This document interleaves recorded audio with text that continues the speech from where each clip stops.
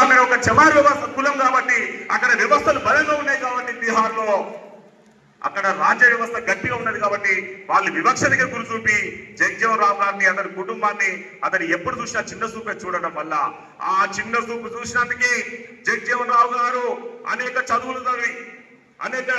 చదువులో ఉండి అనేక ఉద్యమాలలో ఉండి ఈ దేశ స్వాతంత్రంలో పోరాటం చేయడం జరిగింది. దేశ రాజ్యాంగంలో కూడా రాజ్యాంగ సభలో కూడా ఉంటూ ఈ దేశంలో ఉన్న ప్రతి ఒక్కరికి కూడా తాను మరి ఈరోజు ఆదర్శంగా నిలవడం జరిగింది నా సోదరులారా. అందుకోసం జగ్జీవన్ రావు గారి యొక్క కార్యక్రమాలు మన దేశంలో ఒక విప్లవాన్ని తీసుకొచ్చినాయి. మన దేశ ప్రజల కోసం హరిత విప్లవం ద్వారా ఈరోజు వ్యవసాయంలో అంతేకాకుండా ప్రతి ఒక్క విషయంలో మన కోసము ఈరోజు జగ్జీవన్ రావు గారు పనిచేసిన నా సోదరులారా.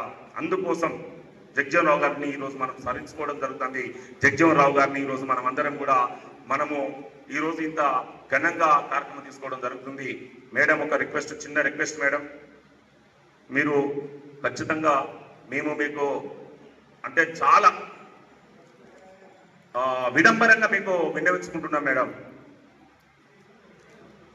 మనకు ఏదైతే మీరు ఎంఆర్ఓ గారికి మన తహసీల్దారు కిల వరంగల్ గారికి మీరు చెప్పడం జరిగింది మేడం స్థలం విషయంలో.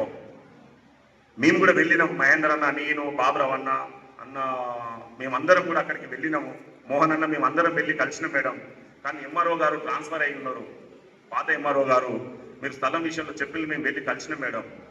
ఏది అంబేద్కర్ విగ్రహాలు, అంబేద్కర్కు అదేవిధంగా మన జగ్జీవన్ కోసము వాళ్ళ భవనం కోసం స్థలంలో మీరు చెప్పి ఉన్నారు. కానీ మళ్ళీ ఎంఆర్ఓ మారడం వల్ల ఇప్పుడు కొత్త ఎంఆర్ఓ గారు వచ్చింది మేడం. మీరు దయతలిసి మళ్ళీ ఒకసారి మీకు తమరికి రిక్వెస్ట్ చేస్తూ కొంచెం మళ్ళీ ఒకసారి కొత్త ఎంఆర్ఓ గారికి చెప్పి మాకు ఆ స్థలం ఇప్పించి ఏర్పాటు చేయాలి. ఇంకొక విషయం ఏంటంటే అంబేద్కర్ గారి విగ్రహం, జగ్జీవన్ రామ్ గారి విగ్రహం, జ్యోతిరావు పూలే గారి విగ్రహం ఒకే దగ్గర ఉండేటట్టుగా చూసి ఏర్పాటు చేయవలసిందిగా మీకు అంబుల్ రిక్వెస్ట్ మేడం. ఈ యొక్క విషయాన్ని మీరు గుర్తిస్తారని తెలియజేసుకుంటూ ఈ అవకాశం ఇచ్చిన మీకు అందరూ కూడా ప్రత్యేక ధన్యవాదాలు తెలియజేసుకుంటున్నాను. జై భీమ్, జై జగ్జీవన్.